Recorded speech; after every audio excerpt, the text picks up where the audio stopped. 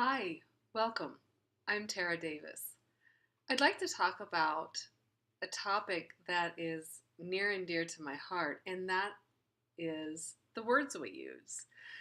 The words we think, the thoughts we think, the words we use about ourselves, the words we use about others.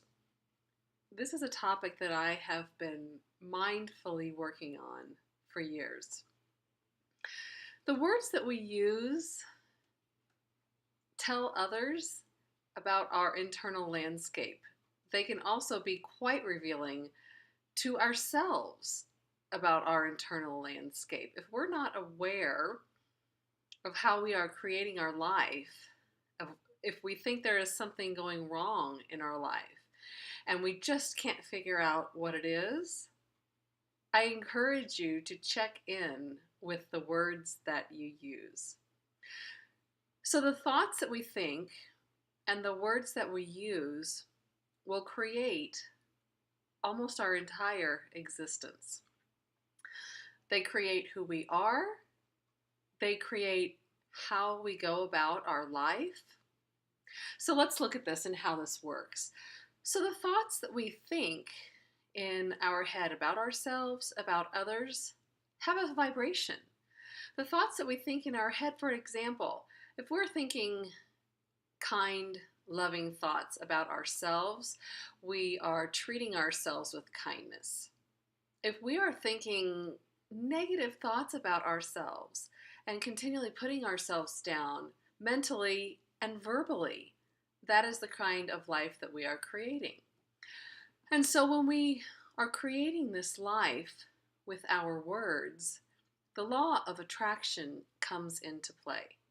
So if I am continually saying that my bank account is nil, that I can't do this, I can't do that, I don't have the money to do this, I don't have love in my life, the universe has your back. The universe will actually give you right back what you're talking about. Conversely, if you are continually in gratitude for what is in your life and the thoughts that you think are positive, loving thoughts, and the thoughts that you say about yourself, about others, are continually positive and loving. For example, I have plenty of money. The universe always provides me with financial abundance. I have everything I need. These are positive affirmations that can shift your life. So for years, I have been working on shifting my life out of a victim mode into a positive, more empowered place where I am now fully responsible for my life. Whereas before, I was on the premise that others were fully responsible for my life. Wrong.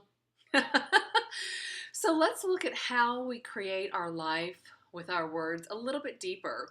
And I want to give you a quick tool on how we can use a tool that I learned in therapy, which is great because as much as I love to talk about being in that positive space, there are times come up when we are frustrated and we are angry. Although this is a great place to learn. So anger can always be transferred back, can always come back to fear.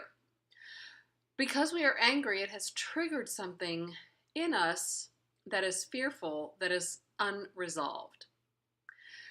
It might be really hard to find it. It might take some digging on our part to find that piece of fear, what it is that we're really afraid of, but it's there. 99.9% of the time, we're going to trace our anger back. Our anger that we think is about someone else is actually really about us.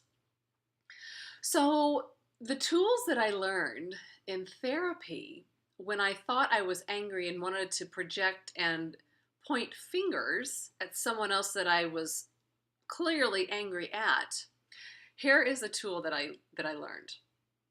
I feel blank when you blank.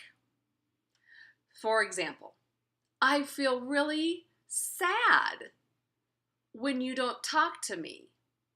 I feel really alone and afraid when you exclude me. I feel really confused when you talk to me that way. I'm not sure what you mean. So, by owning our fear and anger versus finger pointing, we have shifted our vocabulary. We have shifted our internal landscape.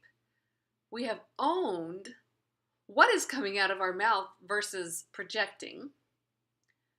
It's a fabulous learning tool. It's fabulous. Actually, I still use it if I'm really frustrated about something and I can't find what that piece is for me that I'm angry. I will actually say it in my head. I feel what? What is it that I feel? I feel when you.